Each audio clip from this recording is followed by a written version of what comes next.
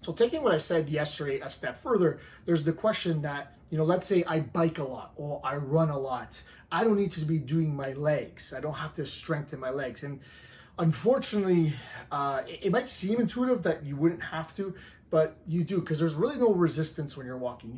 The gravity's pulling you down, you're propelling yourself. Of course, it is a little bit challenging in some cases, but it doesn't strengthen your legs any more than you're used to walking around. So this is why you have to add weights. And this is, let's say, when you're biking in a spin class, you add resistance. You go faster, sure, but that just becomes a little bit more speed and endurance specific.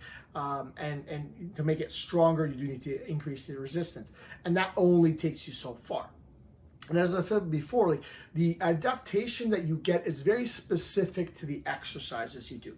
So let me give you an example. Let's say you do jumping jacks as fast as you can. You're going to get really good at fast jumping jacks. And then tomorrow, if I asked you, okay, slow those down right away, all the way down to as slow as you possibly can, those automatically become challenging because your body has been specializing almost in a fast jumping jack, right? So this is why oftentimes we make a little bit of variety. We change the formats of the workouts. Some points we worry about speed, some points we worry about slowing it down and feeling it, and sort of there's a progression to all this. And for day-to-day life, probably you want to have more controls. You want to slow it down. You want to lessen the weight. You want to actually have that mind-muscle connection.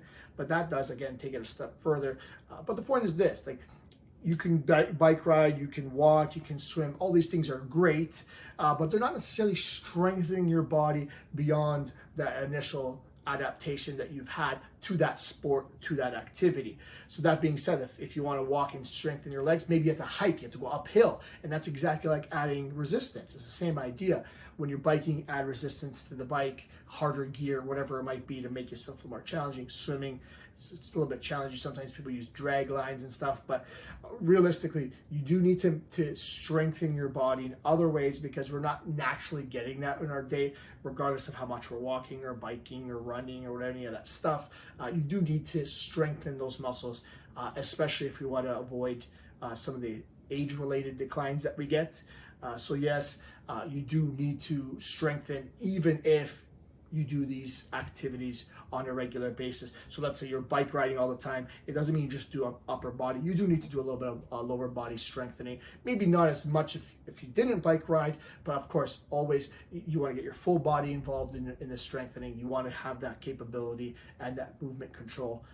So yes, the answer to this one again is yes.